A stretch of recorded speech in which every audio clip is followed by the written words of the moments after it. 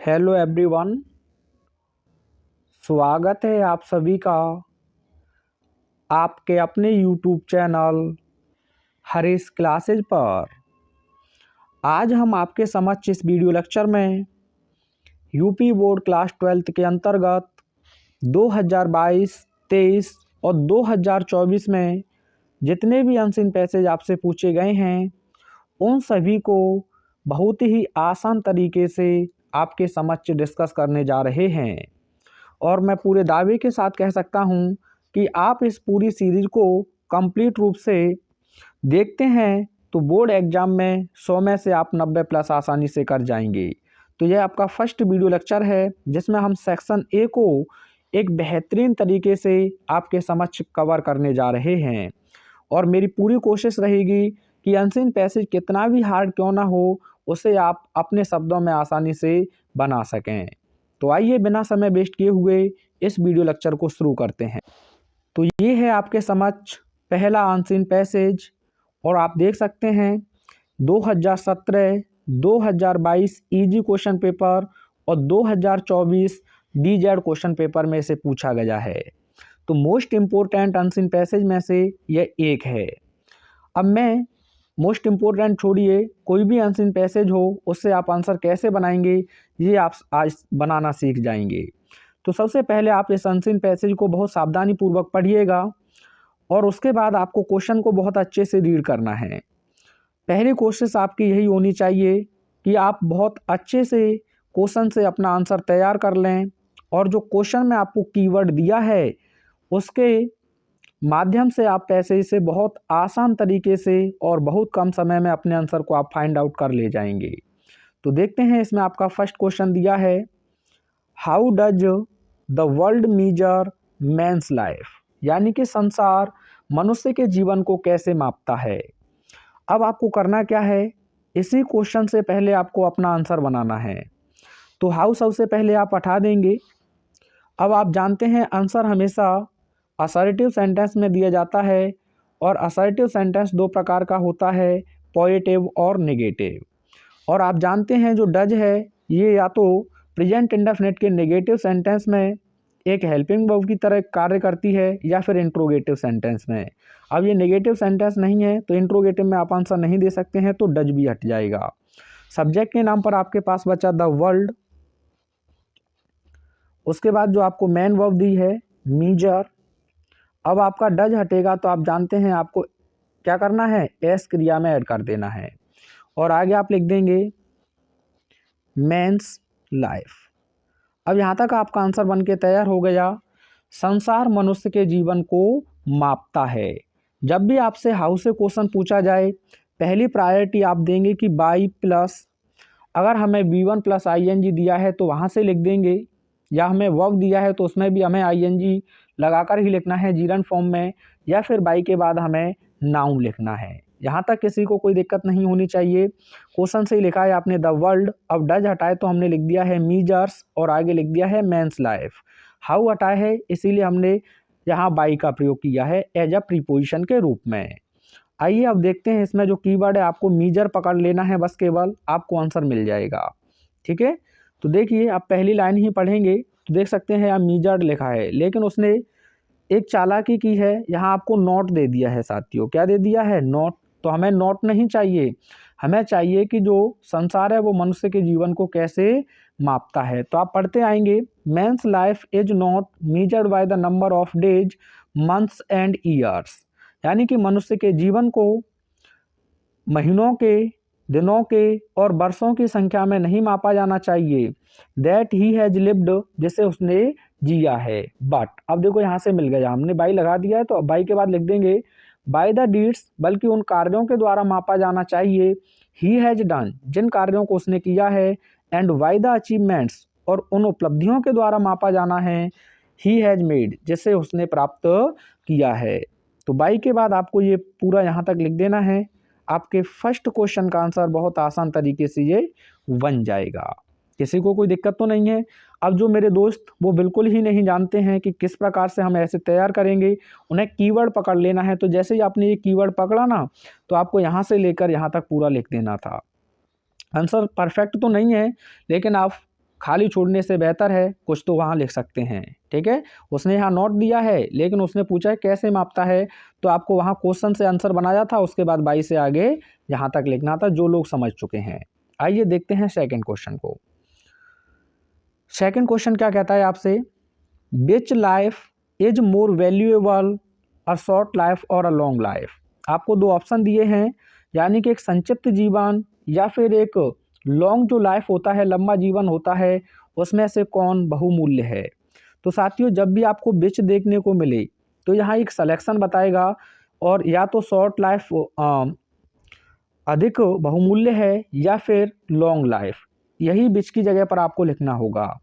तो आइए यहाँ कीवर्ड पकड़ लेते हैं, शॉर्ट लाइफ और लॉन्ग लाइफ। तो जैसे ही हम यहाँ पढ़ते हुए आएंगे, देखिए ये लिखा हुआ है, a short life devoted to noble endeavours is far more valuable than a long life.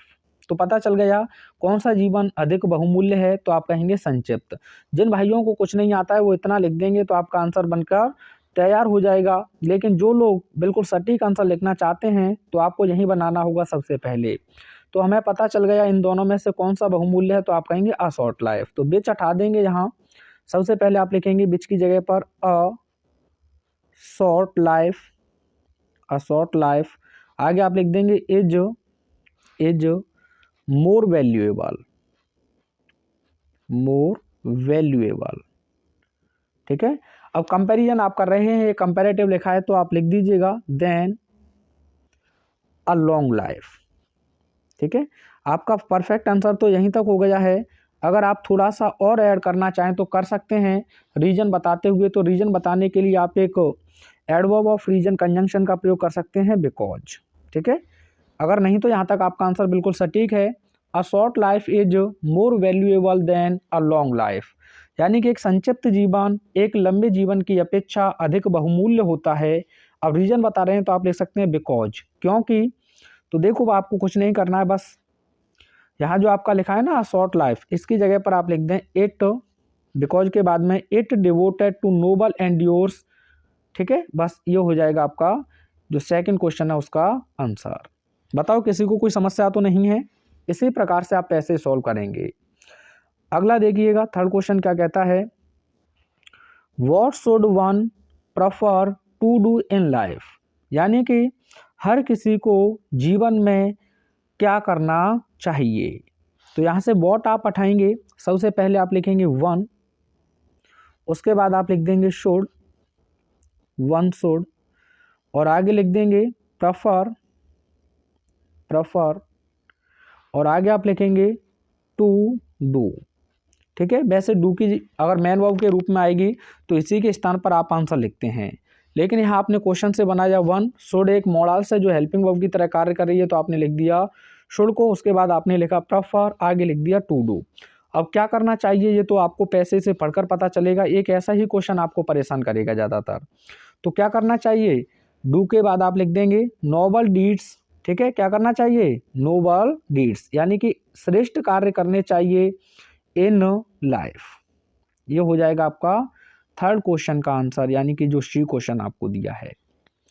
One should prefer to do noble deeds in life, यानी कि हर किसी को जीवन में श्रेष्ठ कार्य करने चाहिए। ये हो जाएगा आपका आंसर।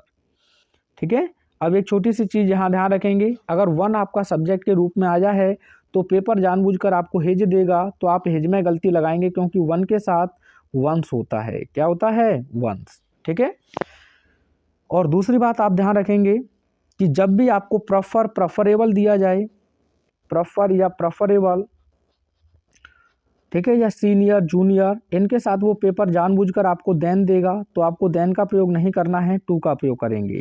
अगर इनसे पहले मोर भी दे दे तो आपको मोर भी हटा देना है।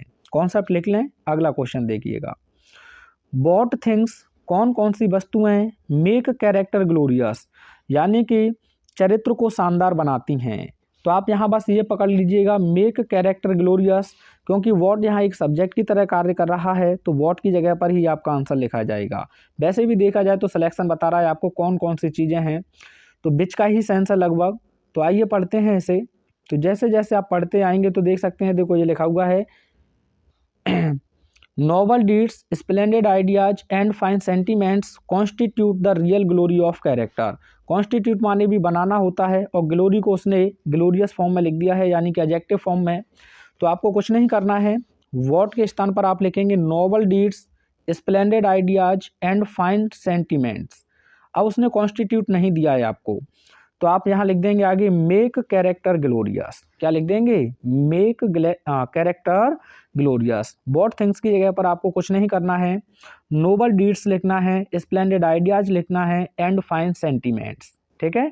अब जो लोग यहाँ से यहाँ तक भी लिख देते हैं उनका भी आंसर बिल्कुल सही है। कोई दिक्कत है तो बताओ। अगला देखिएगा, अगला क्वेश्चन क्या कहता है आपसे, जो वोकैब से होगा यानी कि वर्ड पावर से आपका पूछा जाएगा। विच word in the passage means importance, यानी कि पैसेज से आपको बताना है कि जो इम्पोर्टेंस शब्द है इसका मतलब क्या है। तो आइए हम देखते हैं पैसेज को। पैसेज को आप पढ़ेंगे तो आप देखेंगे ये लिखा हुआ है सिग्निफिकेंस। इम्पोर्टेंस माने क्या होता है? महत्व। तो सिग्निफिकेंस माने भी क्या हो जाएगा? महत्व। सिग्निफिकेंस का आप एंटोनियम्स मुझे कमेंट में बताएंगे, क्या इनसिग्निफिकेंस होगा, यस या नो। अगला क्वेश्चन आपसे क्या कहता है, what is meant by noble endeavours, यानी कि नोबल एंड्योर्स से आप क्या समझते हैं। तो आपको कुछ नहीं करना है, यहीं से लिखेंगे। पहले जब भी आपको मीन्ट दे दे तो आपको लिखेंगे नोबल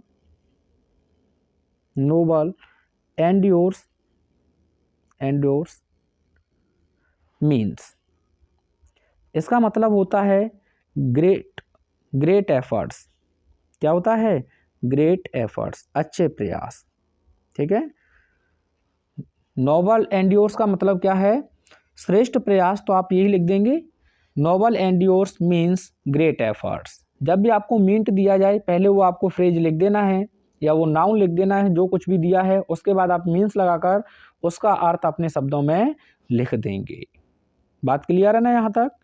आगे आपसे पूछा है what is difference between Indeed and Indeed, यानी कि इंडीड और इंडीड में क्या अंतर है ये बताना है। अगर पूरा लिखना चाहें तो लिख सकते हैं Indeed is an adverb, Indeed is an adverb which means really, और इस इंडीड के लिए आप लिख सकते हैं while Indeed is a noun which means work या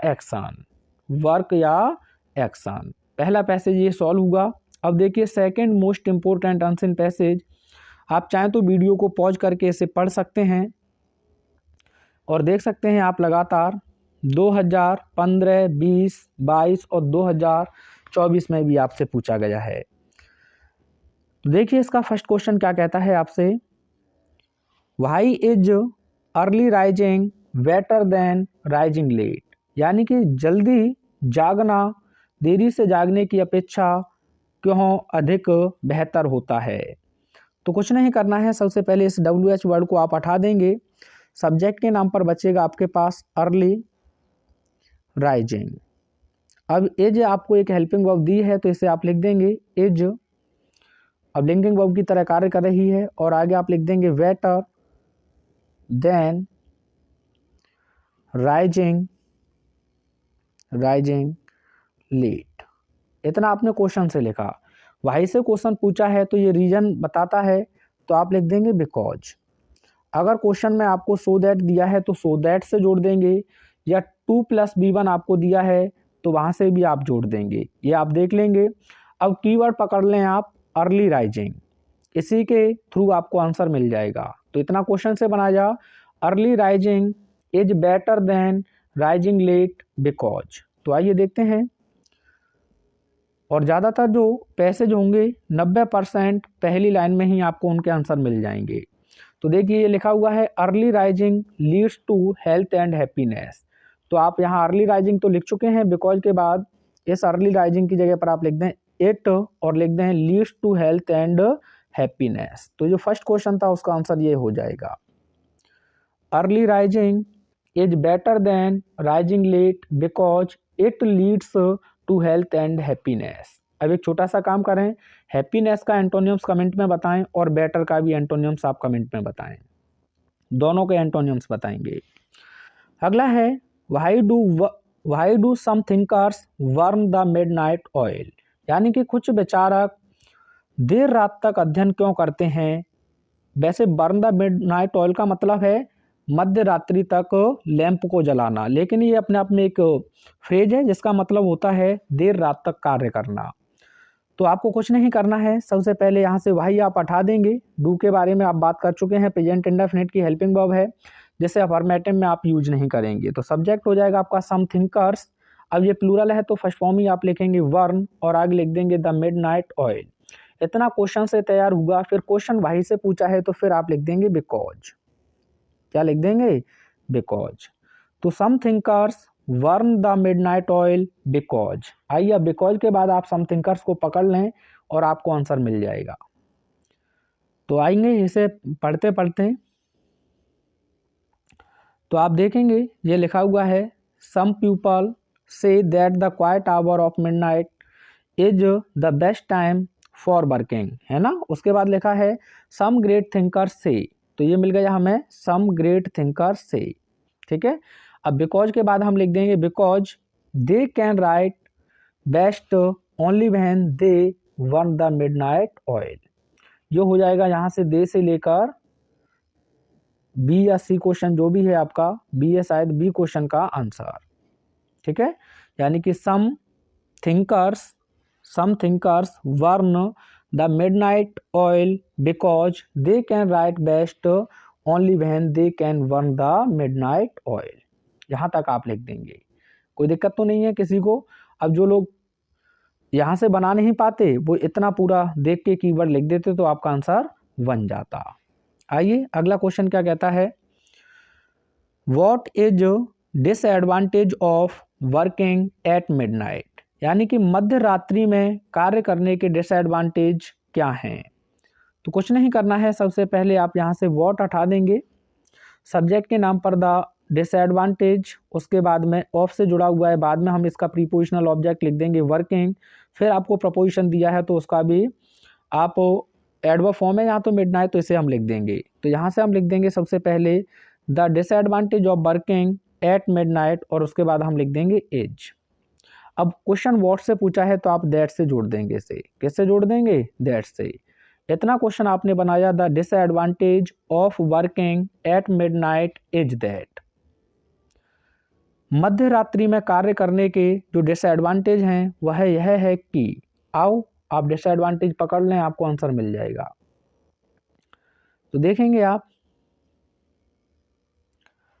डिसएडवांटेज के बाद में आप देखेंगे यहाँ क्या डिसएडवांटेज है। देखो ये लिखा हुआ है, दैट के बाद लिख देंगे दोज हु वर्क, वे लोग जो कार्य करते हैं एट दैट टाइम, यानी कि उस समय कब? मिडनाइट में। देखो ये ऊपर लिखा है, उसी के लिए प्रोनाउन लिख दिया है, ठीक है। Those who work at that time, वे लोग जो उस समय कार्य करते हैं, सून रुइन, जल्द ही खो देते हैं, देयर हेल्थ, अपने स्वास्थ्य को। तो ये हो जाएगा आपका answer. The disadvantage of working at midnight is that those who work at that time soon ruin their health, यानी कि वे लोग जो उस समय तक कार्य करते हैं वे अपने स्वास्थ्य को खो देते हैं। तो देखिए यहाँ ये नाउन था, उसी के लिए उसने यहाँ प्रोनाउन लिख दिया है एट दैट मिडनाइट के रूप में, ठीक है। वैसे ऊपर भी एडवर्ब ही है और नीचे भी एडवर्ब ही रूप है उसका। आगे देखिएगा अगला क्वेश्चन क्या कहता है, what are the possible advantage of both morning hours and midnight hours, यानी कि सुबह के घंटे और मध्य रात्रि दोनों के जो संभावित एडवांटेज हैं वो क्या हैं। तो हम तो एक एक ही बताएंगे। तो यहाँ सबसे पहले हम लिखेंगे व्हाट हटाकर द पॉसिबल एडवांटेज ऑफ, अब पहले एक एक करके बताएंगे तो बहुत हटा देंगे। यहाँ से लिखेंगे हम मॉर्निंग आवर्स,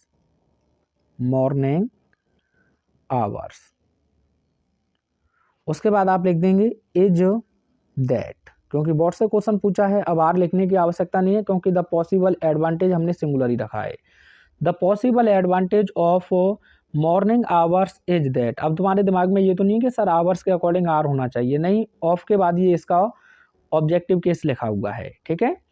अब इज दैट, उसके बाद आपने फर्स्ट लाइन में देखा था ना, तो early rising leads to health and happiness, उस लाइन को आप यहाँ आगे ऐड कर देंगे, ठीक है। ये मैं बता देता हूँ आपको, जो फर्स्ट लाइन आपको यहाँ दी है दैट के बाद में ये पूरी लाइन आप लिख देंगे।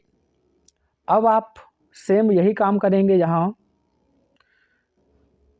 मिडनाइट आवर्स के लिए, तो आप लिखेंगे व्हाइल, व्हाइल, और लिख दें वही the possible advantage of midnight hours is that, ठीक है।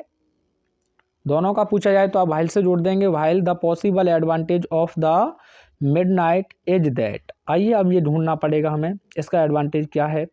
तो आप ये लिखा है देख सकते हैं, the quiet hour of midnight is the best time for working, यह कार्य करने के लिए क्या होता है, सबसे उपयुक्त समय होता है। तो यहाँ आप लिख देंगे, तो ये हो जाएगा आपका सी या डी क्वेश्चन जो भी है उसका आंसर। आइए आगे देखते हैं। अगला क्वेश्चन आपको दिया है, which word in the passage is opposite of noisy. Noisy का मतलब होता है शोर, तो यहाँ क्वाइट हो जाएगा, आपने अभी देखा था, क्वाइट हो जाएगा यानी कि शांत। पैसे इसे बताना है, कहीं अपनी तरफ से लिख दें आप, देखो ये लिखा हुआ है क्वाइट, ठीक है। अगला देखिए, अगला क्या कह रहा है, what do you mean by burning midnight oil, यानी कि तो मैंने आपको बताया सबसे पहले मीन आपको दिया है, तो ऐसी स्थिति में ये जो आपको फ्रेज दिया है यही लिखेंगे। तो लिखेंगे आप burning, burning midnight, midnight oil means, क्या है इसका मतलब, तो आप कहेंगे to work, to work till late night, late night यानी कि देर रात तक कार्य करना। Burning midnight oil means to work till late night, ठीक है भाई। अगला क्वेश्चन आपसे पूछा है, what is the synonym of ruin. Ruin माने आप जानते हैं खंडहर कर देना होता है, तो आप इसके लिए लिख देंगे डेस्ट्रॉय, क्या लिख देंगे, डेस्ट्रॉय, ठीक है। ये हो जाएगा आपका आंसर। बेटर का मैंने आपसे क्वेश्चन पूछा था, अपना आंसर मिला लीजिएगा, वर्स हो जाएगा उसका एंटोनियम, बोर्ड ने लगातार पूछा है, और हैप्पीनेस का हो जाएगा सैडनेस, क्या हो जाएगा, सैडनेस। चलिए अगला अनसिन पैसेज देखिएगा, आप चाहें तो वीडियो को पॉज करके अच्छे से रीड कर सकते हैं, आज बनाना सीख जाएंगे, ये बात क्लियर है। कुछ पैसेज मैं आपके लिए भी छोड़ूंगा, ये मत सोचना कि सर आप ही कराओगे क्या सभी, ठीक है। अब ये क्वेश्चन आपको दिया है, what do you many people complain about, यानी कि बहुत से लोग किस चीज़ के बारे में शिकायत करते हैं।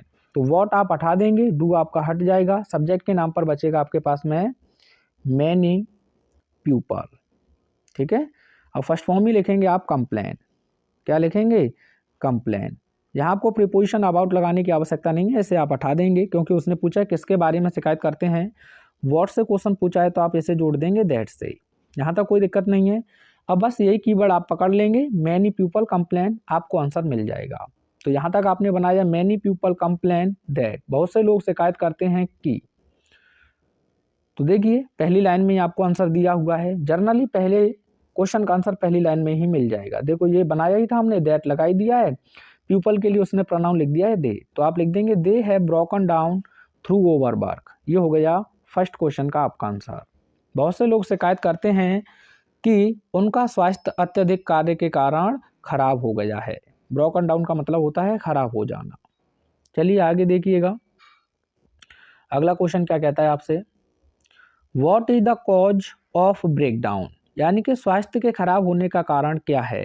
तो व्हाट आप हटा देंगे, यहीं से आप लिखेंगे द कॉज ऑफ ब्रेकडाउन, और आगे ले लेंगे आप इज, ठीक है, यानी कि the cause of breakdown is. अब हम देखेंगे दैट लगाने की आवश्यकता है या सीधा हमें आंसर मिल सकता है। तो कॉज ऑफ ब्रेकडाउन आप पकड़ लें यहाँ कीवर्ड, तो देखिएगा ये लिखा हुआ है the breakdown is more frequently the result of foolishly wasted energy. तो आप क्या करेंगे, the cause of breakdown is, और इज के बाद आप लिखेंगे is more frequently the result of foolishly wasted energy. ये हो जाएगा आपका बी क्वेश्चन का आंसर, और पूरा यहाँ से यहाँ तक भी लिख देंगे तब भी कोई दिक्कत वाली बात नहीं है। ठीक है, आइए थर्ड क्वेश्चन देखते हैं। थर्ड क्वेश्चन है who will be able to retain his health, यानी कि अपने स्वास्थ्य को बनाए रखने में कौन सक्षम होगा। तो साथियों हु की जगह पर ही आपको आंसर लिखना है। अनसीन पैसेज में जर्नली आपको यह जो हुआ ना, ये हु, इससे पहले नाउन दिया होगा और उस नाउन के बाद यह हु दिया होगा, और इस हु के बाद आपको पूरा एक क्लॉज दिया जाएगा, फिर आपको यहाँ बिल के बाद में आंसर लिखना है। तो यहाँ आपको हु की जगह पर ही आंसर लिखना है। सबसे पहले आप रिटेन पकड़ लें। तो देखिए ये लिखा हुआ है but he will retain his health. अब ये बात तो क्लियर है कि इससे पहले हम आंसर दिया होगा। अब ये ही तो नहीं हो सकता है क्योंकि पहले नाउन होगा और उस नाउन के बदले में ही आपको प्रोनाउन लिखना होता है। तो ये बात तो क्लियर है कि इस ही के लिए पहले हमें नाउन ढूंढना होगा। तो आप जैसे जैसे आप देखते आएंगे तो आप देख सकते हैं ये लिखा हुआ है, लेकिन ये कंपैरिजन कर रहा है तो ये नहीं है यहाँ। अब थोड़ा सा और हम आगे चलेंगे तो ये देखेंगे आप लोग, ये लिखा हुआ है द मैन, यानी कि वह व्यक्ति हु कैन वर्क, जो कार्य कर सकता है, विद अ स्टडी, यानी कि दृढ़ता के साथ, एंड काम परसिस्टेंसी, और शांत निरंतरता के साथ। ये हो जाएगा the man who can work with a steady and calm persistency, और आगे आप लिख देंगे will able to retain his health. ठीक है, ये आपका हो जाएगा विल बी है शायद, will be able to retain his health, यहाँ से आप लिख देंगे। ये देख लीजिएगा एक बार फिर से, कहाँ से लिखना है, the man who can work with a steady and calm persistency, और कॉमा लगाकर लिख देंगे will be able to retain his health. ठीक है, ये हो जाएगा आपका सी क्वेश्चन का आंसर। यहाँ एक वर्ड दिया था आपने देखा होगा स्टीडी, लेकिन इसका मैंने एडवर्ब फॉर्म लिख दिया है स्टीडली, क्योंकि जब भी आप किसी भी वर्ड के अंत में एल वाई सफिक्स करते हैं तो वह एडवर्ब हो जाता है। इसका एंटोनियम्स आप क्या होगा ये मुझे बताएंगे। क्या लेजीली हो जाएगा, हाँ या ना में आंसर देंगे। ठीक है, पूछा गया है। अगला क्वेश्चन आपसे कहता है what is useful and health giving, यानी कि लाभदायक और स्वास्थ्यवर्धक क्या होता है। तो यहाँ भी आपको व्हाट के स्थान, यहाँ से पहले आंसर ही बनाना है, तो आप लिखेंगे, अच्छा एक काम और करें, आप व्हाट की जगह पर ही आंसर लिखेंगे यहाँ। तो ये देख लें यूजफुल या हेल्थ गिविंग आपको कहाँ दिया है, तो व्हाट की जगह पर ही आप आंसर बना देंगे। तो आइए इसे पढ़ते हैं हम। पढ़ते हुए आएंगे आप लोग तो देखेंगे ये लिखा हुआ है, एक मिनट, देखो ये लिखा हुआ है हेल्थ गिविंग मिल गया हमें, और यूजफुल की जगह पर उसने बेनिफिशियल लिख दिया है। तो यूजफुल का सिनोनिम्स उसने बेनिफिशियल लिख दिया है। तो व्हाट की जगह पर आप लिखेंगे वर्क वेदर ऑफ ब्रेन और बॉडी, यानी कि कार्य चाहे मस्तिष्क का हो या शरीर का, इज अब बेनिफिशियल नहीं दिया है तो आप यहाँ लिख देंगे useful and happy health giving. ये हो जाएगा आपका डी क्वेश्चन का आंसर। अगर आप बेनिफिशियल भी लिख देते हैं तब भी कोई समस्या नहीं है। वर्क वेदर ऑफ ब्रेन और बॉडी इज यूजफुल या फिर बेनिफिशियल एंड हेल्थ गिविंग। आइए आगे देखते हैं। आगे पैसे से आपसे पूछा है कि लॉस ऑफ हेल्थ, इसका मीन्स बताना है, तो आप लिख सकते हैं लॉस ऑफ हेल्थ मीन्स, और यहाँ आपको फर्स्ट फॉर्म से ही दिया है तो ये देख सकते हैं आप ब्रेक डाउन। क्या लिख देंगे, ब्रेक डाउन। ब्रेक डाउन मान क्या होता है, स्वास्थ्य का खराब होना। आगे देखिएगा, आपको अपोजिट बताना है, और अपोजिट किसका बताना है, कर्स का। कर्स माने अभिशाप होता है, तो पैसे से ही बनाना है आपको ये। तो पैसे ही पढ़ेंगे तो आप ये देख सकते हैं ये लिखा हुआ है बून। क्या लिखा हुआ है, बून। ये तो रहा इसका क्या, एंटोनियम्स। एक क्वेश्चन है आपके लिए, कर्स का सिनोनियम्स क्या होगा ये मुझे बताओगे। क्या बैन होगा, हाँ या ना में आंसर देंगे, और ये सारी चीज़ें पूछी गई हैं, वोकैब भी तैयार हो जाएगी। Right the adverb form of word complete. तो मैंने क्या कहा, किसी भी शब्द के अंत में आप एल वाई लगा देंगे तो वो क्या बन जाएगा, एडवर्ब। तो ये हमसे एडवर्ब ही की कह रहा है, तो आप लिखेंगे कंप्लीट, और क्या हो जाएगा इसका, कंप्लीटली। क्या हो जाएगा, कंप्लीटली। बताओ किसी को कोई दिक्कत तो नहीं है इसका। अगर आपसे सिनोनिम्स पूछा जाए तो आप परफेक्टली लिख सकते हैं। क्या लिख सकते हैं, परफेक्टली, ठीक है, यानी कि पूर्ण होता है इसका मतलब भी। अगला पैसेज देखिएगा, पढ़िए पहले आसानी से आप लोग वीडियो को पॉज करके, ठीक है, पढ़ना जरूर है आपको, जितना आप पढ़ेंगे आपको चीज़ें अपने आप से क्लियर हो जाएंगी। तो देखिए यहाँ आपको फर्स्ट क्वेश्चन दिया है, what should the government aim at, यानी कि जो सरकार है उसका उद्देश्य क्या होना चाहिए। तो व्हाट आप हटा देंगे, यहीं से लिखेंगे सबसे पहले द गवर्नमेंट, आगे आप ले लेंगे शुड, आगे आप लिख देंगे वर्ब एम के साथ एट रहेगा।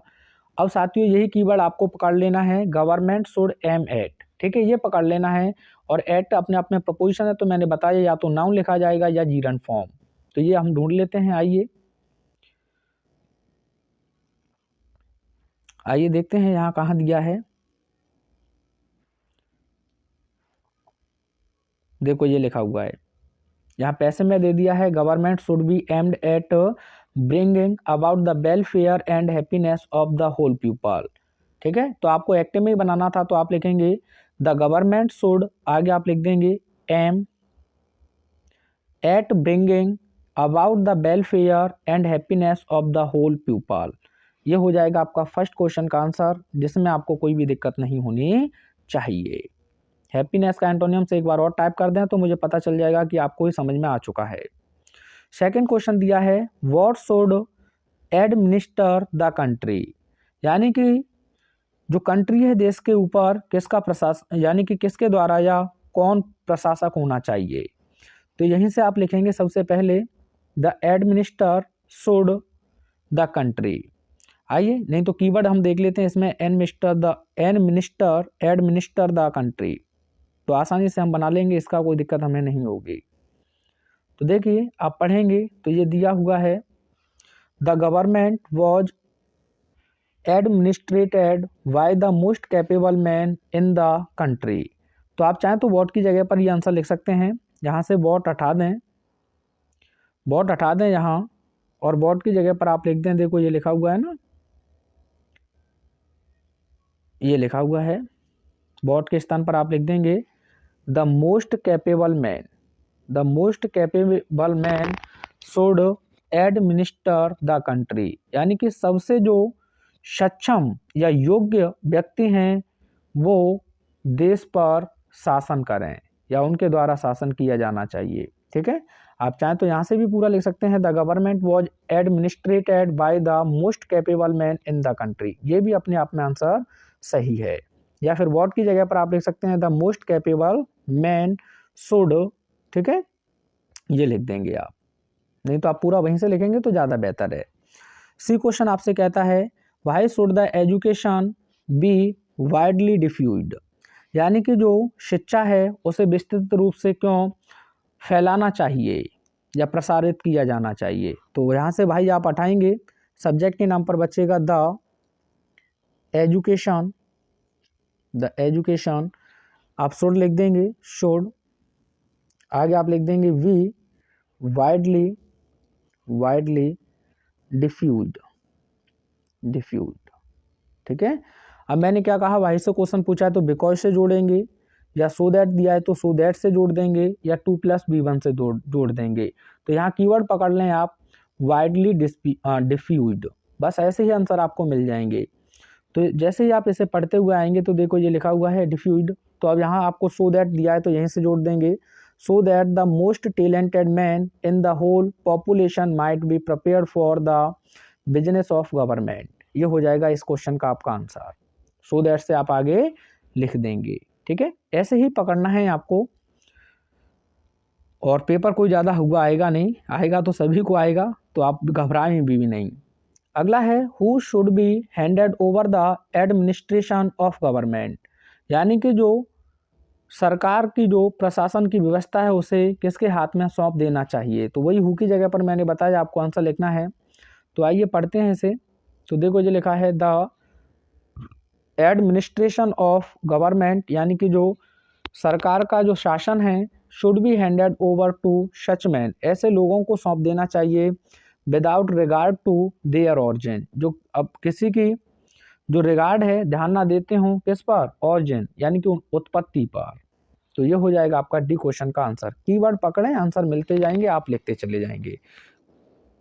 आगे देखिएगा, यहाँ आपको मीन्स बताना है पैसे से कंपिटेंस, ये नाउन फॉर्म है, इसका मतलब होता है सक्षम। तो नाउन फॉर्म में ही आपको आंसर लिखना होगा। आप देखेंगे जहाँ पढ़ते हुए आएंगे तो ये लिखा हुआ है कैपेबिलिटी, ठीक है, ये लिखा हुआ है कैपेबिलिटी। ITY लगने से भी नाउन होता है, ANCE लगने से नाउन होता है, ENCE लगने से नाउन होता है, ATIUN लगने से नाउन होता है। तो इसी में आपको आंसर देना था। आगे आपसे पूछा है बी गिवन टू, इसका मीन्स आपको बताना है, तो आप लिख देंगे बी गिवन टू मीन्स, ये मैं आपको बताता आ रहा हूँ, जब भी पूछे तो आपको दिया था, ये देख सकते हैं, बी हैंडेड ओवर, ठीक है, ये हो जाएगा। ठीक है, क्या लिख देंगे, be given two means B handed over, किसी चीज को सौंप देना। यहाँ आपको दिया है कलेक्टिवली का, आपसे एंटोनिम्स पूछा है। कलेक्टिवली का मतलब होता है समग्र रूप से, क्या होता है, समग्र रूप से। LY लगाए तो एडवर्ब है, तो एडवर्ब रूप में ही आपको आंसर देना होगा। तो आइए देखते हैं कहाँ दिया है। ओनली कैपेबल, पढ़ते आओ, कोई दिक्कत नहीं है, पढ़ने में टाइम ज़्यादा आपका ख़राब नहीं होगा। नहीं तो मैं बता देता हूँ, इसमें आपको शॉलली एक वर्ड दिया होगा, क्योंकि उसके का मतलब होता है, या मेयरली एक वर्ड दिया होगा, इन्हीं में से होगा, इनका मतलब ही होता है एक। ठीक है, देखो कहाँ लिखा हुआ है, मिलता है तो मैं अभी आपको बता ही देता हूँ। देखो ये लिखा हुआ है। आगे देखिए अगला पैसेज, पढ़िए इस पैसेज को, और बहुत सरल पैसेज है। इसका आंसर आप मुझे कमेंट में बताएंगे। इसके वोकैब के भी क्वेश्चन मैं छोड़ देता हूँ आपको, नहीं तो मैं बता देता हूँ, आप ये कहेंगे सर एक दो और करवाएं, तो मैं सभी करवाऊंगा वैसे तो। Who were the victims of the emperors Wraith, Wraith का मतलब होता है एंगर यानी कि क्रोध, यानी कि जो सम्राट था उसके क्रोध के कौन से कार थे। तो हु की जगह पर ही आपको आंसर देखना है, तो victims of the emperors Wraith, ये कीवर्ड पकड़ लेना है आपको। आइए देखते हैं। तो जैसे जैसे आप इसे पढ़ते हुए आएंगे तो आप देखेंगे ये लिखा हुआ है, many Romans of good family who were the innocent victims of the emperors Wraith. तो मैनी रोमन्स से आप लिख देंगे, तो एक क्वेश्चन का आपका आंसर बन जाएगा। कीवर्ड पकड़ें, अब मैं ज़्यादा आपको परेशान नहीं करूंगा, बहुत जल्दी ये सभी सॉल्यूशन आप देखेंगे इन सभी पैसेज का।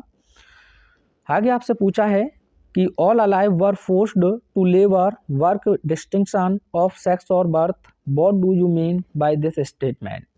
तो आप लिख देंगे this statement means, this statement means, इस कथन का मतलब है। आप चाहें तो कथन भी लिख सकते हैं, ऐसे भी आप लिख सकते हैं, बता देता हूं मैं आपको, एक मिनट रुकिएगा।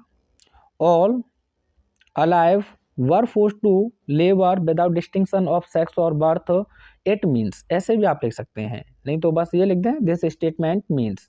अब आपको क्या करना है, जो वर्ड आपको दिए हैं ना, इनके सिनोनिम्स यानी कि पर्यायवाची आपको आते हैं, बस वो लिखते चले जाएं। जब भी आपसे सेंस पूछे, क्या समझते हैं, ये पूछे, तो यही आपका आंसर होता चला जाएगा। तो ऑल को क्या कह सकते हैं, आप कहते हैं सभी, तो आप एवरीवन कह सकते हैं ना, तो क्या लिख दोगे यहाँ, एवरीवन, एवरीवन, ठीक है, एवरीवन।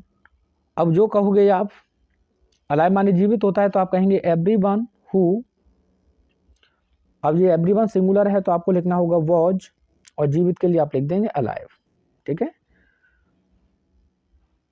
अलाइव, यानी कि प्रत्येक व्यक्ति जो जीवित था, और कॉमा लगाकर लिख देंगे। अब देखो यहाँ वर नहीं लिखना है आपको, वॉज का ही प्रयोग करना है, वॉज। फोर्स्ड का मतलब होता है मजबूर करना, तो आप लिख देंगे कंपेल्ड, कंपेल्ड टू। अब वर्क, लेबर का मतलब होता है कठिन परिश्रम, तो आप लिख देंगे work hard, work hard.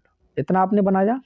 Who की जगह पर आपने लिख दिया एवरीवन, और आगे आपने बनाया हु वॉज अलाइव, यानी कि प्रत्येक व्यक्ति जो जीवित था, वॉज कंपेल्ड, उसे मजबूर किया जाता था टू वर्क हार्ड, कठिन परिश्रम करने के लिए। और विदाउट डिस्टिंक्शन, विदाउट को आप लिख सकते हैं, विदाउट डिस्टिंक्शन का मतलब होता है बिना भेदभाव के, तो आप लिख देंगे रिगार्डलेस ऑफ सेक्स की जगह पर आप जेंडर लिख देंगे। यहाँ लिख देता हूँ मैं, पहले इतना स्क्रीनशॉट ले लें आप। विदाउट डिस्टिंक्शन की जगह पर आप लिख देंगे रिगार्डलेस, रिगार्डलेस, ठीक है, रिगार्डलेस ऑफ, यहाँ सेक्स का मतलब है जेंडर, और अब बर्थ का मतलब आप बर्थ भी लिख सकते हैं या सोशल स्टेटस भी लिख सकते हैं। क्या लिख सकते हैं? सोशल स्टेटस या फिर बर्थ भी आप लिख सकते हैं। ये हो जाएगा आपका आंसर। ठीक है, everyone who was alive to, यानी कि everyone who was alive was to या वॉज कंपेल्ड टू लेबर की जगह पे आपने लिखा work hard regardless of gender और बर्थ या सोशल स्टेटस। आगे पूछा है why were clothes not provided for the prisoners. तो क्वेश्चन से ही बना देंगे आप। अब तो वाई हटा देंगे, सबसे पहले आप लिखेंगे क्लॉथ्स और उसके बाद लिख देंगे वर।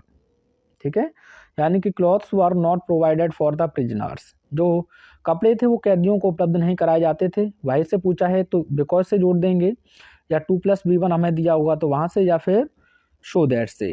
तो आइए पढ़िएगा। तो देख सकते हैं ये लिखा है in order to keep down the expenses, यानी कि खर्चों को कम करने के लिए। तो यहीं से आप लिख देंगे।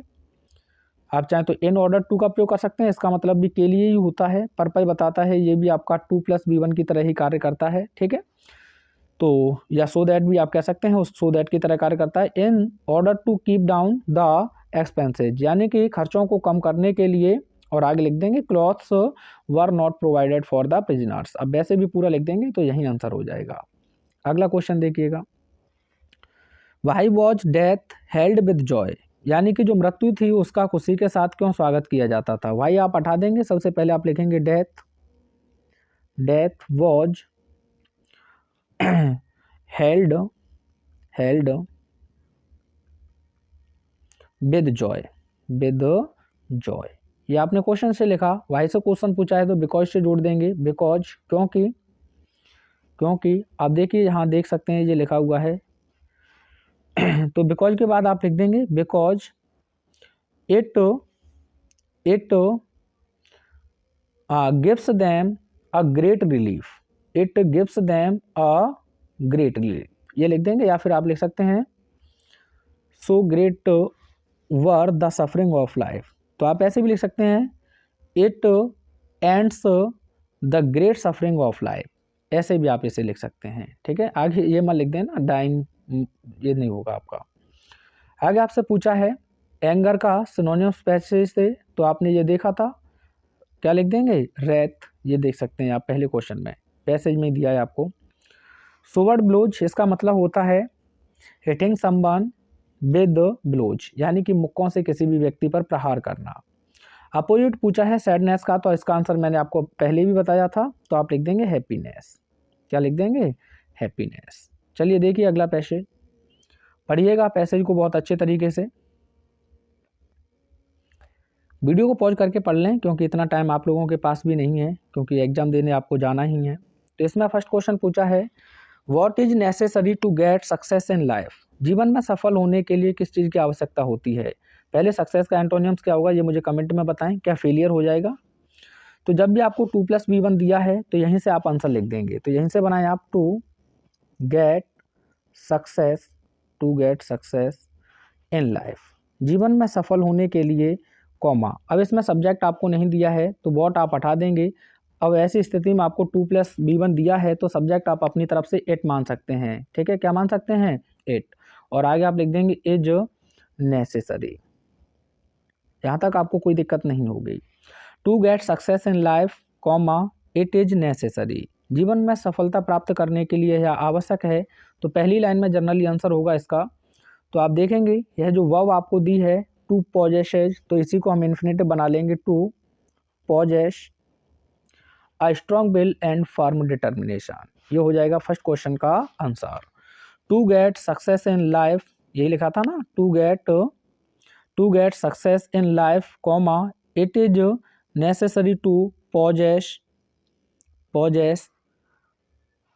टू पॉजेस, ठीक है, a strong will and firm determination. ये हो जाएगा। आगे देखिएगा, how do failures help achieve the desired success, यानी कि जो इच्छित सफलताएं उन्हें प्राप्त करने में असफलताएं कैसे मदद करती हैं। तो हाउ हटा देंगे, डू हटा देंगे, बनेगा आपका failures help achieve the desired success. Keyword पकड़ लें आप, फेलियर्स। ठीक है, आपको इसके बाद में हाउ के बाद में बाई से जोड़ेंगे ना यहाँ आंसर, तो उसके बाद में जो क्रिया दी हो उसी में आपको आईएनजी लगा देना है।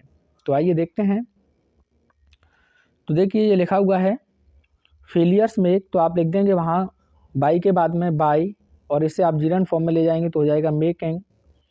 अब यहाँ हिम अपने आप में प्रोनाउन फॉर्म में है तो इसके लिए नाउन आया होगा, तो आप देखेंगे अ मैन लिखा हुआ है तो आप लिख देंगे making a man all more determined, ये हो जाएगा आपका आंसर। ठीक है, तो क्या लिख देंगे आप, by making a man more determined. ठीक है, यानी कि the failures help achieve the desired success by making a man more determined. अगला है who is builder of his own Fortune, यानी कि अपने स्वयं के भाग्य का निर्माता कौन होता है। फॉर्चून का सिनोनिम्स मुझे बताएं, पूछा गया है। क्या डेस्टिनी हो जाएगा, लक हो जाएगा, हाँ या ना में आंसर दें। तो हु की जगह पर ही आपको आंसर लिखना है, तो कीवर्ड पकड़ लें, बस सीधा आप बना देंगे। तो देखो ये पढ़ते हुए आप पाएंगे तो लिखा है a man can be the builder of his own fortune by sheer dint of perseverance, industry and strong will. ये हो जाएगा आपके इसी क्वेश्चन का आंसर। नहीं तो आप ऐसे भी लिख सकते हैं a man who works with perseverance, industry and strong will, comma is, इसके बाद में लिख देंगे is the builder of his own future. नहीं तो आप पूरा लिखते हैं, क्यों परेशान हो रहे हैं, जब हमें सीधा आंसर मिल ही रहा है तो आप सीधा आंसर लिख सकते हैं। ठीक है, आगे देखिएगा। What kind of people invite miseries in their life, यानी कि इस प्रकार के लोग अपने जीवन में मुसीबतों को आमंत्रित करते हैं। मिजरीज यहाँ प्लूरल लिखा गया है आपका मिजरी का। ठीक है, मिजरी माने आपका जानते हैं आपत्ति, मुसीबत ये होती है। तो एडवर्सिटी आप लिख देंगे, कालमिटी आप लिख देंगे, मिसफॉर्चून आप लिख देंगे इसका सिनोनिम्स। तो व्हाट काइंड ऑफ की जगह पर ये आपको आंसर लिखना है। यहाँ कीवर्ड पकड़ लेंगे आप, इनवाइट मिजरीज। तो देखो ये लिखा हुआ है, ट्रबल दे दिया सिनोनिम्स उसने मिजरी का। तो आप चाहें तो यहीं से लिख सकते हैं the man who is lazy, जो आलसी होता है, स्लगिश यानी रुक रुक कर कार्य करने वाला होता है, एंड रेफरेंस और बचता है, फ्रॉम डूइंग हिज ड्यूटीज अपने कर्तव्यों को पूरा करने से, इनवाइट्स वह आमंत्रित करता है। अब वहाँ से लिखना चाहें तो वहाँ लिख सकते हैं मिजरीज इन हिज लाइफ। अब साथियों मैंने यहाँ प्यूपल है तो आप यहाँ चाहें तो देयर लाइफ लिख सकते हैं, लेकिन वहाँ हमने सब्जेक्ट सिंगुलर माना है यानी कि अ मैन को, तो इसीलिए आप लिख देंगे इन हिज लाइफ। तो आप चाहें तो यहाँ से पूरा लिख सकते हैं, नहीं तो आप हु की जगह पर लिख सकते, व्हाट काइंड ऑफ की जगह पर लिख सकते हैं the man who is lazy, sluggish and reference from doing his duties, comma invites, invites के बाद में आप लिख देंगे, इनवाइट्स के बाद में आप लिख देंगे मिजरीज इन हिज लाइफ। अब आप ये मत सोचना कि आपने प्लूरल वर्ब को सिंगुलर क्यों बना दिया और देयर की जगह पर हिज क्यों, क्योंकि हमने अ मैन वहाँ सिंगुलर सब्जेक्ट के रूप में रखा है। ये कह रहा है explain the underline portion of the passage, तो आइए देखते हैं इसे भी। तो ये कह रहा है steer clear of all dangerous and difficulties, तो इसका मतलब होता है यानी कि सभी खतरों और कठिनाइयों से बचना। तो आप लिख देंगे यहीं से steer clear of all dangerous and difficulties means, क्योंकि जब भी आपसे पूछे तो मीन्स, तो आप लिख देंगे to avoid any difficult situation, यानी कि किसी भी जो कठिन समस्या है उससे बचना। To avoid any difficult situation, ये हो जाएगा आपका। आगे देखिएगा क्या कह रहा है आपसे। सक्सेस का आपसे अपोजिट वर्ड पूछा है, तो मैंने आपसे क्वेश्चन ही दिया था, तो क्या लिख देंगे आप, फेलियर। ठीक है, अब यहाँ पूछा है आपको एडजेक्टिव फॉर्म किसका, रिजोल्यूशन का। तो IUN लगने से नाउन बनता है, मैंने बताया, तो ये हटा देंगे और IUN की जगह पे टी लगा देंगे, RESOLUTE, रिजोल्यूट। ठीक है, चलिए पढ़िएगा ये पैसेज, और ये 2024 का आपका अंतिम सेट है। आइए देखते हैं इसमें आपका जो फर्स्ट क्वेश्चन है, why are examinations are considered to be a terror, यानी कि जो परीक्षाएं हैं उन्हें एक आतंक के रूप में कैसे समझा जाता है। तो भाई आप हटा देंगे, सब्जेक्ट होगा एग्जामिनेशंस, आर दिया है तो यहाँ लिख देंगे एग्जामिनेशंस के बाद आर, यानी कि examinations are considered to be a terror. अब आपको क्या करना है, वहीं से क्वेश्चन पूछा है तो बिकॉज से जोड़ देंगे। किससे जोड़ देंगे, बिकॉज से। और मैंने क्या कहा आपको, कीवर्ड पकड़ना है एग्जामिनेशंस और क्या माना गया इन्हें, टेरर। तो देखिएगा, देखेंगे आप पढ़ेंगे तो आपको दिया है पहली लाइन में ही क्वेश्चन के रूप में, तो आपको आंसर भी दे दिया है, perhaps because chance plays such a great part in them. तो ये हो जाएगा फर्स्ट क्वेश्चन का आंसर। परहैप्स से लिख सकते हैं, नहीं तो बिकॉज से सीधा लिख देंगे। तो पहले क्वेश्चन का आंसर इस प्रकार से बना लेंगे। दिक्कत तो नहीं हो रही है ना साथियों? बिल्कुल होनी नहीं चाहिए। आगे आपसे कहा है how does the chance play an important role in the examinations. तो आप हाउ डज हटा ही देंगे, यहीं से लिखेंगे द चांस, डज हटाया है तो एस लगा देंगे, प्लेज और an important role in the examinations. अब हम देखेंगे बाई प्लस B1 या नाउन से काम चलेगा या फिर एज से। चलिए देखते हैं, यहाँ पकड़ लें chance play an important role. तो आइए पढ़ते हैं। जैसे आप पढ़ते हुए आएंगे तो देखो ये इसी की बात कर रहा है, तो आप यहाँ लिख देंगे एज, जैसा कि the examination paper is like a lottery uncertain undependable. ये हो जाएगा बी क्वेश्चन का आपका आंसर। एज लगा के ये पूरा लिख देंगे, the examination paper is like a lottery uncertain undependable. ठीक है, आइए अगला क्वेश्चन देखते हैं। अगला क्वेश्चन है why do some students get nervous in the examinations. तो काम आपका आसान है। अच्छा ये रह गया है, how do the fates and examiner play a cruel joke upon the students. तो हाउ हटा देंगे, डू हटा देंगे, आप यहीं से लिखेंगे the fates and examiner play a cruel joke upon students. अब फिर वही काम करेंगे, या तो बाई प्लस B1 या ING फॉर्म या नाउन, या फिर मैं बात करूँ तो एज। क्रूअल का सिनोनिम्स बताएंगे, क्या मर्सीलेस होगा, मर्सीलेस। ठीक है, ये 2022 REE क्वेश्चन पेपर में पूछा भी गया है। तो इतना आपने बना दिया, the fates and the examiner play a cruel joke upon the students as. तो आइए पढ़ते हैं इसे। पढ़ेंगे तो आप देखते हुए आएंगे, ये कह रहा है इन दोनों में से कोई नहीं है ऐसा, और आप लिख देंगे आगे एज। एज एज के बाद आप लिखेंगे, देखो एज, अब ये स्टूडेंट्स के लिए बी आया है तो आप लिख देंगे दे। ठीक है, they left out as unimportant and unexpected stair, us की जगह पर आप लिख देंगे देम इन द फेस। ठीक है, ये हो जाएगा आपका आंसर। क्या करेंगे, एज के बाद वी की जगह पर आप लिख देंगे दे, और left out as unimportant and unexpected stare them in the face. ये हो जाएगा। अगर आप पूरा लिखना चाहें तो यहाँ से नन से लिख सकते हैं पूरा, लेकिन बी की जगह पर आपको दे लिखना होगा और अस की जगह पर देम लिखना होगा, आवर की जगह पर देयर। नन से आप लिख सकते हैं, कोई परेशानी वाली बात नहीं है। अगला क्वेश्चन क्या कहता है, why do some students get nervous in the examinations. तो सबसे पहले व्हाई डू हटा दें, लिख दें some students get nervous in the examinations. वहीं से क्वेश्चन पूछा है तो बिकॉज से लिख देंगे। किससे लिख देंगे, बिकॉज से। आइए देखते हैं। अब यहाँ आपको नर्वसनेस वर्ड पकड़ लेना है या नर्वस, उसी से आगे पीछे आपको आंसर मिल जाएगा। तो आइए देखिए कहाँ है, बता नहीं रहे हैं आपने एक भी आंसर का क्वेश्चन, मदद तो कीजिए थोड़ी सी। तो देखिए यह तो हो गया हमारे यहाँ तक, नर्वसनेस ये दिया है।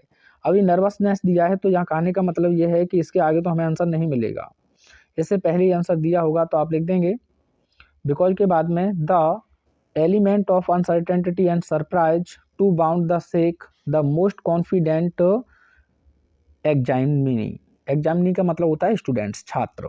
ठीक है, यानी कि अगर हम किसी भी वर्ब के अंदर ER लगाते हैं तो इसका मतलब होता है टू गिव, यानी कि देने वाला, और डबल E लगाते हैं तो इसका मतलब होता है टू टेक, यानी कि लेने वाला। तो एज के बाद, वो बिकॉज के बाद आप लिख देंगे the element of uncertainty and surprise is bound to shake the most confident examinee. ठीक है, कॉन्फिडेंट के साथ प्रपोजिशन क्या आएगा, कमेंट करके बताओ, क्या ऑफ आएगा, बिल्कुल। यहाँ से पूछा है पैसे से आपको एम्पटी का सिनोनिम्स बताना है, एक तो टोटली का बताना है सिनोनिम्स ही, और यहाँ एंटोनिम्स बताना है ऑप्शनल। आओ तीनों देख लेते हैं, एम्पटी, टोटली और ऑप्शनल। देखिए पहले आपको दिया था क्या, एम्पटी, तो इसके लिए आप लिख देंगे, देखो जरा क्या लिखा हुआ है, पेपर, क्वेश्चन पेपर इज, चलो देखो फटाफट से कहाँ मिलता है वहीं देखो। देखो ऑप्शनल का तो ये हो जाएगा कंपलसरी। ठीक है भाई, पहले ये निकाल लो आप, कंपलसरी हो जाएगा ये। और देखो ये लिखा है एम्पटी का ब्लैंक। ठीक है, एम्पटी का क्या हो जाएगा, ब्लैंक। और क्या दिया था उसने, टोटली। देखो कंप्लीटली दिया होता तो हम लगा देते, यहाँ तो कंप्लीट है लेकिन हम लगा देंगे परफेक्टली, यही तो बताया था, कंप्लीटली, परफेक्टली और टोटली हो जाएगा। तो सुन लीजिएगा आप, एम्पटी का ब्लैंक, एम्पटी का क्या हो जाएगा ब्लैंक, टोटली का परफेक्टली हो जाएगा, ऑप्शनल का कंपलसरी हो जाएगा। चलो पढ़ो इस पैसेज को, 2023 का है और देखते हैं इसका भी आंसर। आई होप आपने पढ़ लिया होगा। ये कह रहा है how should we do our task, हमें अपना कार्य कैसे करना चाहिए। सब्जेक्ट लिखिए वी, उसके बाद लिखिए शुड, वी शुड, ठीक है। अब डू जहाँ मैन वर्ब है इसकी जगह पर आपको आंसर लिखना है। तो आइए देखते हैं, वी शुड के बाद में अब देखेंगे। तो देखो ये हमें मिल चुका है, यू या योर जो कुछ भी हमें दिया होगा उसकी जगह पर हमें वी ही मानना है। तो आप लिखेंगे वी, उसके बाद लिखेंगे शुड, शुड के बाद आप लिख देंगे कॉन्सनट्रेट, जहाँ भी आपको योर देखने को मिले वहाँ आप अवर लिख देंगे, तो आप लिख देंगे अवर। आगे आप लिखेंगे whole mind, whole mind, upon, upon. अभी इट किसके लिए आया है, तो अवर वर्क के लिए आया है, तो आप यहाँ लिख देंगे अवर वर्क, ठीक है। यानी कि we should concentrate our whole mind upon our task या वर्क। और आगे लिख देंगे throw into it all the energy of which, अब यहाँ यू की जगह पर आप लिख देंगे वी आर कैपेबल, ये हो जाएगा। सीधा सीधा आप लिख सकते हैं, यहाँ से पहले ये हटा दें, आप लिख दें वी शुड, क्या लिख दें वी शुड कॉन्सनट्रेट, योर की जगह पर आप लिख देंगे अवर होल माइंड अपॉन, अब इट की जगह पर क्या लिखोगे अवर टास्क या अवर वर्क, और आगे लिखेंगे throw into it all the energy of which we are capable, ठीक है। यू की जगह पर आपको वी का प्रयोग करना है, अवर की योर की जगह पर अवर, और ऑब्जेक्टिव केस है यू तो वहाँ आस, ये हो जाएगा पहले का आंसर। हाई कह रहा है when shall we never fall, हम कभी कब नहीं गिरेंगे। तो साथियों जहाँ कंडीशन सेंटेंस है तो आपको ध्यान रखना है, पहले क्लॉज में आप इफ या व्हेन का प्रयोग करेंगे तो ये क्लॉज आपको प्रेजेंट इंडेफिनिट में रखना है। किस में रखोगे, प्रेजेंट इंडेफिनिट में, और ये जो क्लॉज है ये बाद में जाएगा, इसे आप रख देंगे फ्यूचर इंडेफिनिट में। तो आपको पहले क्लॉज को ढूंढना है इसमें, बस ये ध्यान रखें, नेवर फॉल आपको दिया होगा, इससे पहला ही क्लॉज होगा। तो आइए पढ़ते हैं। तो देखो ये लिखा हुआ है that you rise by steady climbing and you will never fall. तो मिल गया ना। अब मैंने क्या कहा, आपको यू का वी लिखना है, बताया कि नहीं। तो यहाँ आप क्या करेंगे, क्लॉज आपको बनाना है तो आप वहन लिख सकते हैं चाहे तो, या इफ लिख सकते हैं, वहन, और यू की जगह पर आप लिख देंगे we, when we rise by steady climbing and, और यहाँ आप लिख देंगे वी शैल, शैल, और लिख दो पूरा नेवर फॉल। देखो कितना आसान है, बस आपको सही से क्लियरिटी आ जाएगी कि ऐसे क्वेश्चन को ऐसे बनाया जाता है। यानी जब हम निरंतरता के साथ आगे बढ़ते हैं तो हम कभी भी असफल नहीं होंगे या नीचे गिरेंगे नहीं।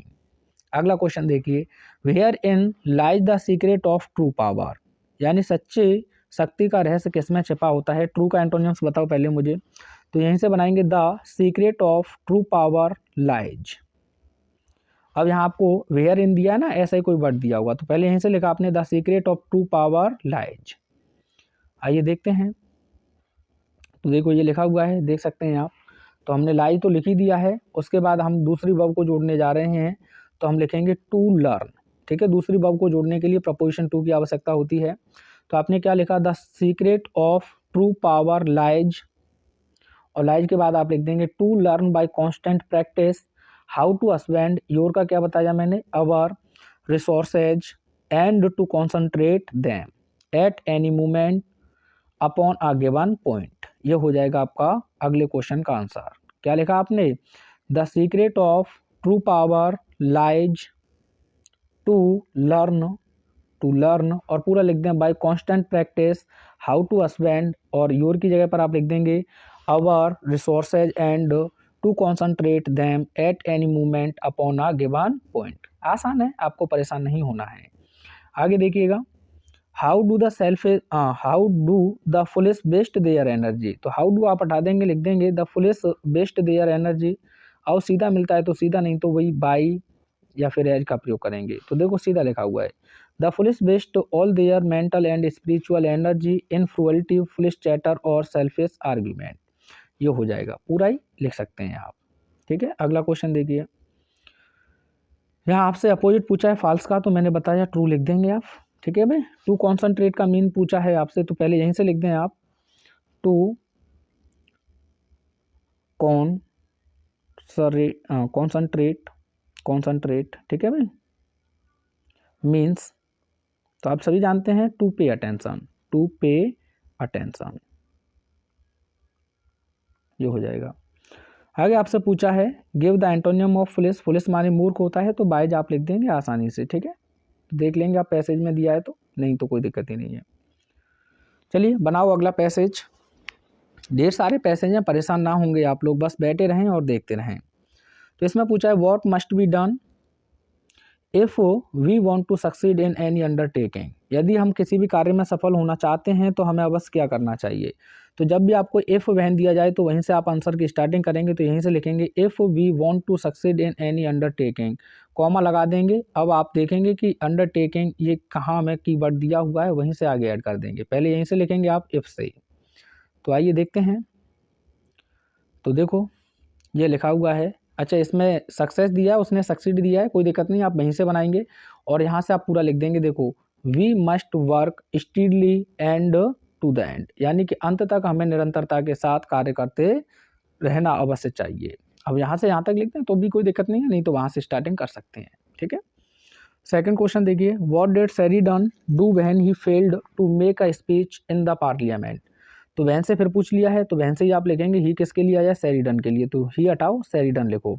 वहन Sheridan fail to make a speech in parliament, comma लगाकर आप लिखेंगे ही, क्योंकि सब्जेक्ट हो जाएगा। आइए अब देख लेते हैं क्या किया उसने, शेरिडन पकड़ लो आप, सुई पता चल जाएगा। देखो ये लिखा हुआ है फेल्ड दिया है ना, तो क्या किया उसने, सेट डाउन इन ग्रेट डिस्कम्फीचर, यानी कि वह गिलानी के साथ नीचे बैठ गया, तो आप यहीं लिख देंगे he sat down in great discomfiture, बन गया ना। यानी कि when Sheridan fail to make a speech in the parliament, comma he sat down in great discomfiture. अगला देखो, ये मीन्स पूछा है, वैसे आपसे जनरली नहीं पूछेगा वो, पर लिख दीजिए आप व्हेन शेरिडन, ही की जगह पे क्या लिख देंगे Sheridan, when Sheridan said that it is in me and shall come out, तो आप लिख देंगे ही मीन्स, उसका मतलब है, क्योंकि वहीं से बना रहे हैं ना क्वेश्चन से, ही मीन्स, यानी कि the quality of an orator, the quality of an orator which is inside him, comma will come out in future, ठीक है। एन ऑरेटर ये देख लेना आप, यहीं से दिया है आपको, यानी कि एक ऑरेटर का जो व्याख्याता का जो गुण है वो उसके अंदर है और समय आने पर वह बाहर निकल आएगा, ठीक है। आगे कह रहा है what do you learn from the passage, आप पैसेज से क्या समझते हैं ये आपको बताना है। तो ऐसा क्वेश्चन जब भी पूछा जाए व्हाट डू आप हटा देंगे, यू की जगह पे बी लिखेंगे we learn from the passage, अब दैट लगा के लिख देंगे, और जनरली ये आंसर आपको एंड ऑफ द जो पैसेज की लाइन है वही मिल जाएगा। तो we learn from the passage that, और दैट के बाद आप क्या करेंगे, पैसेज के अंत में ही चलेंगे आप लोग, तो लिख देंगे आप दैट के बाद में बी शुड नॉट देयरफॉर जैसे चीज़ों को लिखने की आवश्यकता नहीं है, be discouraged and by disappointed at the beginning of life, ये हो जाएगा, ये सीखते हैं हम, दैट के बाद लगा देना, ठीक है। आगे देखिएगा, यहाँ पूछा है पैसेज में से आपको एम्ब्रेसमेंट, तो डिस्कम्फीचर हो जाएगा, क्या हो जाएगा डिस्कम्फीचर, MENT लगाए तो नाउन है, और यहाँ TRU लगा है तो ये भी नाउन है, ये हो जाएगा इसका आंसर डिस्कम्फीचर। वर्ड पकड़ना सीखना है आपको। आगे क्या कह रहा है, लेजिली, तो स्टीडली आपने वर्ड देखा था पहली लाइन में, वो लिख देंगे, और ये कह रहा है phrase proved to be prophetic, तो आप लिखेंगे proved to be prophetic means, क्या है means that something was said in past and come true in future, यानी कि जो बात भूतकाल में कही गई और वो फ्यूचर में सत्य हो जाए। तो अगला पैसेज देखिए और बनाइएगा, ठीक है। तो इसमें अगला क्वेश्चन है आपका पहला, हाउ इज मैंस लाइफ, मनुष्य का जीवन कैसा होता है, तो यहीं से आप बनाएंगे सबसे पहले तो मैन एपोस्ट्रोफी लाइफ इज, अब बस मैंस लाइफ पकड़ लो आंसर मिल जाएगा। तो देखिए लाइफ तो आपने लिख ही दिया है, तो ये लिखने की आवश्यकता नहीं है, आप यहीं लिखेंगे मैंस लाइफ, उसके बाद आपको दिया है is not a bed of rose but a bed of thorns, ये लिख देंगे। आप कहेंगे सर नॉट दिया है, तो मत लगाओ नॉट, आप लिख दो men's life is a bed of thorns, ये हो जाएगा। और अपनी तरफ से थोड़ा सा और लिखना चाहें तो लिख सकते हैं एंड लगाकर and it is full of dangerous and difficulties. तो पहले क्वेश्चन का आंसर ये बन के तैयार हुआ, कोई दिक्कत तो नहीं है। सेकंड देखो, what should we do to succeed in life. तो मैंने कहा 2 + V1 से आप आंसर लिखेंगे, तो to succeed in life comma we should, हमें करना चाहिए, तो डू की जगह पर हम आंसर लिखेंगे, वही काम है। देखो आप चाहें तो ये सीधा लिख सकते हैं, ये दे किसके लिए आया है, डेंजरस एंड डिफ़िकल्टीज के लिए, तो दे हटा दें और आप लिख दें dangerous and difficulties have to be overcome, यानी कि खतरों और कठिनाइयों को जीता जाना चाहिए if we are to succeed in life, यदि हम जीवन में सफल होना चाहते हैं। तो ये बी का आंसर हो जाएगा। अगर आप क्वेश्चन से बनाना चाहें तो सीधा ऐसे लिख सकते हैं, to succeed in life comma we should overcome dangerous and difficulties, ठीक है, ऐसे भी आप लिख सकते हैं। अगला है who are frightened by petty difficulties, यानी कि छोटी मोटी कठिनाइयों के द्वारा कौन डर जाते हैं, तो हु की जगह पर आंसर लिखना है पैटी डिफ़िकल्टीज, पकड़ लो आप, आंसर पता चल जाएगा आपको। तो देखो ये लिखा है, petty difficulties frighten a weaker heart who is not prepare to take risk, ये हो जाएगा आपका सी या डी, जो भी क्वेश्चन है उसका आंसर। ऐसे ही पकड़ के आपको निकालने हैं। देखो शुरू में टाइम लिया, उसके बाद नहीं लिया गया है। What do brave hearts achieve, बहादुर लोग क्या प्राप्त करते हैं, तो व्हाट डू हटा देंगे और यहीं से लिखेंगे ब्रेव हार्ट अचीव, और ब्रेव हार्ट पकड़ लो, आंसर मिल जाएगा। तो देखो ये लिखा है, brave hearts achieve fame and honour because they enjoy taking risk, ये हो जाएगा आपका डी क्वेश्चन का आंसर। है ना आसान। देखो 2022 REE में पूछा गया है आपसे, ब्रेव का एंटोनिम्स क्या होगा भाई दोस्तों, ये आंसर बताओ मुझे। आर्टिफिशियल का अपोजिट पूछा है, तो देखो आर्टिफिशियल माने कृत्रिम होता है, शादी विवाह चल ही रहे हैं, तो मेकअप आप एक तरीके से कह सकते हैं। नेचुरल एक वर्ड दिया होगा, देखो ये लिखा हुआ है नेचुरल। अफ्रेड माने डरा हुआ है, होता है भयभीत, है ना, ये दिया है इसमें, देखो फियर, ये हो जाएगा। और मिरेकल का मिरेकुलस हो जाएगा, क्या हो जाएगा, मिरेकुलस। ये बनाओ एक और अगला पैसेज, EE में पूछा गया है, ये कह रहा है when is the real man discovered. तो क्वेश्चन से बनाएंगे, पहले आप लिखेंगे the real man is discovered, यहाँ से लिख दें the real man is discovered, discovered देख लो पता चल जाएगा।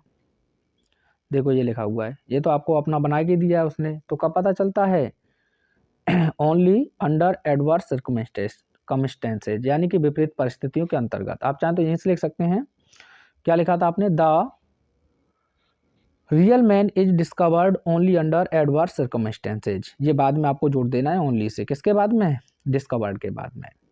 Second, what kind of a man proves his birth even in adversity, किस प्रकार का व्यक्ति विपत्ति के समय में भी अपनी योग्यता को सिद्ध कर देता है। तो व्हाट काइंड ऑफ की जगह पर आपको आंसर लिखना है प्रूव्स हिज बर्थ, ये देख लो पता चल जाएगा। तो देखिए कहाँ लिखा हुआ है, देखो ये लिखा हुआ है, इससे पहले आंसर दिया हुआ, तो ये लिखेंगे आप, a man of character of noble intentions of strong and sturdy physique and virtues of selfless service to others proves his worth even in the times of adversity, ये हो जाएगा बी क्वेश्चन का आंसर। वर्चू का antonyms क्या होगा, ये मुझे बताओ, क्या बायस हो जाएगा, अरे हाँ या ना में आंसर दो यार मेरे दोस्तों, टाइप नहीं करते हैं आप लोग। आगे देखिए, who can conquer his mission, अपने मिशन को कौन जीत सकता है, तो वही हु की जगह पर आप आंसर लिख देंगे। देखिए कहाँ लिखा हुआ है, देखो ये लिखा है with his strong will and determination, ठीक है, तो आप यही लिख देंगे, a man with his strong will and determination और can conquer his mission. Explain करना है अंडरलाइन पोर्शन आप लोगों को, तो the inner man wakes up, ये बताना है, तो आप कह देंगे when the spiritual part of a man wakes up, यानी कि जब व्यक्ति का आध्यात्मिक जो पार्ट है वो जाग जाता है, उसी को आप कहते हैं क्या, सच्चाई के बारे में पता चलना। सेल्फिश, इसका आपको पैसे से अपोजिट बताना है, तो सेल्फलेस आपने देखा था अभी, सेल्फलेस यानी कि निस्वार्थ। मिजरी का एडवर्सिटी आप लिख देंगे, एडवर्सिटी। कालमिटी आप लिख सकते हैं, मिसफॉर्चून आप लिख सकते हैं। ऑब्स्टेकल का क्या पूछ रहा है आपसे, मीन, तो हिंड्रेंस हो जाएगा, क्या हो जाएगा, हिंड्रेंस। चलो एक और पैसेज बनाओ, बनाने हैं फिर कचू, एक दो क्वेश्चन मैं आपके लिए छोड़ूंगा। 2023 का ये भी क्या कह रहा है, what brings responsibility and where does it rest upon, यानी कि रेस्पॉन्सिबिलिटी कौन लाता है और ये कहाँ टिकती है। तो वॉट की जगह पर ये आंसर लिखना है, रेस्पॉन्सिबिलिटी पकड़ लो, आंसर मिल जाएगा। तो देखो पहली ही लाइन में मिल गया आपका, देखो कितना बढ़िया है सिस्टम है। Freedom and power bring responsibility, plural subject हो गया इसीलिए ब्रिंग हो जाए, ठीक है। और that responsibility rest upon the assembly, कहाँ आराम पाती है ये, असेंबली में पाती है। तो पहले क्वेश्चन का आंसर कैसा बन गया, है ना, practice makes a man perfect. आगे देखिएगा, what does the service of India mean, यानी कि जो भारत की सेवा है उसका मतलब क्या है। तो व्हाट डज आप हटा देंगे, द सर्विस ऑफ में India mean, the service of India means हो जाएगा ना। पकड़ो मीन्स क्या लिखा हुआ है, देखो ये लिखा है, the service of India means the service of the millions who suffer, ठीक है। बस ये हो जाएगा आपका बी क्वेश्चन का आंसर। पकड़ो और हटाओ, कोई दिक्कत आपको आएगी नहीं अब, ठीक है। When your confidence is here, there is no fear, ठीक है। What is the moral and constitutional duty of the government toward the citizen of the country, तो what की जगह पर ये आंसर लिखना है आपको, ये बात ध्यान रखेंगे, बस कॉन्स्टिट्यूशन और वो पकड़ लो। देखते हैं आयोग कहाँ दिया है,